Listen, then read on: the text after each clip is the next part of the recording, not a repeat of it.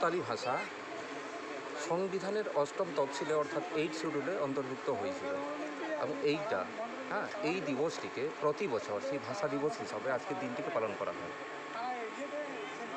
তো আমরা জানি ভারতবর্ষ বিভিন্ন ভাষাভাষী দেশ এবং ভারতবর্ষ স্বাধীনতা লাভের পরে 1952-53 একটা কমিটি গঠন হয়েছিল এবং সেই জায়গার থেকে যে ভারতবর্ষ যে ভাষা রয়েছে, এখানে হাজার হাজার ভাষা রয়েছে এবং তার মধ্যে 55-56 হয়তো ভুল হতে পারে, ভারতবর্ষের 15টি ভাষাকে স্বীকৃতি দেওয়া হয়েছিল এবং যে ভাষাগুলো, কোনো ভাষা হয়তো 10 লাখ ভারতবর্ষে কথা বলেন, কোনো ভাষা 20 লাখও বলেন, কোনো লাখ কোটিও বলেন, এইরকম ভাষাগুলোকে স্বীকৃতি দেওয়া হয়েছিল এবং দীর্ঘ সাঁওতালি ভাষার জন্য, সাঁওতালি ভাষা সংবিধানে অন্তর্ভুক্তি করার জন্য ভারতবর্ষে বিভিন্ন প্রান্তাতে, বিশেষ করে পশ্চিমবাংলা, বিহার, ঝাড়খণ্ড, উড়িষ্যা, আসাম,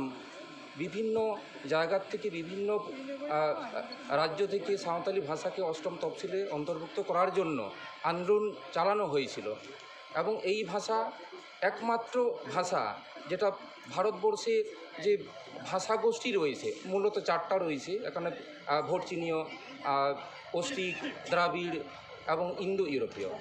এবং সেখানে ওই 55-56-তে ভারতবর্ষের 15টি ভাষাকে স্বীকৃতি দেওয়া হয়েছিল এবং সেই জায়গাতে একমাত্র অস্ট্রিক বা অস্ট্রো এশিয়াটিক ভাষাগোষ্ঠী ছাড়া ইন্দো ইউরোপীয় এবং ভোটচিনীয়, দ্রাবিড়ীয়, এই ভাষাগুলোর মধ্যে থেকে ইন্দো ইউরোপীয় ভাষাকে 11টা ভাষাকে এবং দ্রাবিড় ভাষাকে 4টা ভাষাকে এবং একটা মাত্র ভোটচিনীয় ভাষাকে স্বীকৃতি দেওয়া হয়েছিল 15টার মধ্যে। সেই জায়গার থেকে ভারতবর্ষের যে আদি ভাষা, সেই আদি ভাষা গোষ্ঠীর মধ্যে সাঁওতালি এবং সাঁওতালি প্রতিষ্ঠিত ভাষা। ভারতবর্ষে কম করে 1 কোটির মানুষ কথা বলেন, 1 কোটির বেশি। তো সেই ভাষাকে দীর্ঘ লড়াই সংগ্রামের পরে সাঁওতালদের বিভিন্ন সংগঠন, সেটা কোনো একক সংগঠন নয়, সেখানে বিশেষ করে যারা লেখালেখি করেন, পুঁথিপত্র, এবং সাঁওতালদের একটা সামাজিক সংগঠন রয়েছে, সেটা মাঝি পারগানা সিস্টেম।